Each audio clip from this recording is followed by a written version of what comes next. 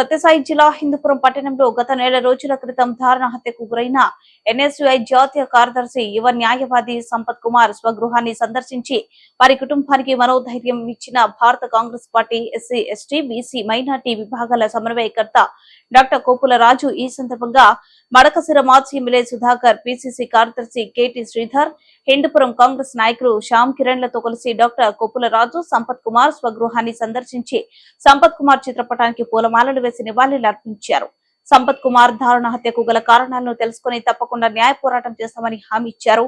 మీ కుటుంబానికి తప్పకుండా కాంగ్రెస్ పార్టీ అండదండలు ఉంటుందని హామీ ఇస్తూ ప్రస్తుతం తన వంతు ₹1,00,000 నగదు అందించిన మనోధైర్యం ఇచ్చారు. స్వతంత్రంగా పైకి ఎదుగుతూ కాంగ్రెస్ పార్టీలో అంకిత భావంతో పనిచేస్తూ కేవలం రాష్ట్రంలోనే కాక దేశ స్థాయి వరకు ఎదిగినటువంటి సంపత్ కుమార్ని హత్య అనేది ఖండించదగినటువంటి విషయము. అయితే ఈ హత్య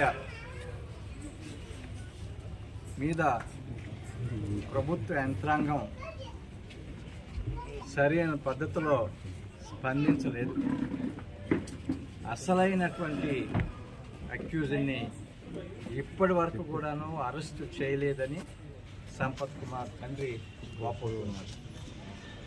అంతేకాకుండా ఈ కేసు అట్రాసిటీ యాక్ట్ కింద బుక్ అయినటువంటి కేసు, ఒక దళితుడి మీద జరిగినటువంటి అఘాయిత్యం. మరి అటువంటి అఘాయిత్యాన్ని ఏ విధంగా పరిష్కారం చేయాలి అనే ఉద్దేశంతో ఆనాడు రాజీవ్ గాంధీ గారు ఒక ప్రత్యేకమైనటువంటి చట్టాన్ని ప్రివెన్షన్ ఆఫ్ అట్రాసిటీస్ యాక్ట్ తీసుకొని రావడం జరిగింది. ఆ తర్వాత 2015లో ఈ చట్టాన్ని బాగా అమలు చేసేదానికి, పకడ్బందీగా ఉండేదానికి కొన్ని అమెండ్మెంట్స్ కూడా తీసుకొని రావడం జరిగింది.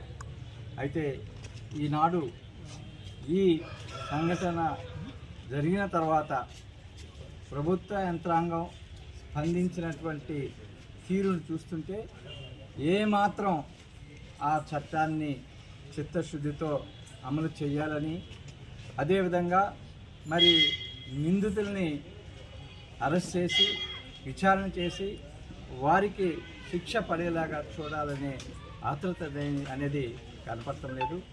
కాబట్టి ఈ విషయాన్ని కాంగ్రెస్ పార్టీ తీవ్రంగా పరిగణిస్తుంది. నిందితుడి తండ్రి యొక్క చనిపోయినటువంటి డిసీజ్డ్ సంపత్ కుమార్ వారి యొక్క తండ్రి అభ్యర్థన మేరకు కాంగ్రెస్ పార్టీ తరఫున తప్పకుండా సరైన పద్ధతిలో ఈ కేసుని పైకి తీసుకుని వాదించేటువంటి లాయర్ని అరేంజ్ చేయడానికి మేము చర్యలు తీసుకుంటున్నాము. ముఖ్యంగా ఈ కుర్రవాడు ఎన్ఎస్యూలో పనిచేస్తున్నారు. రాహుల్ గాంధీ గారు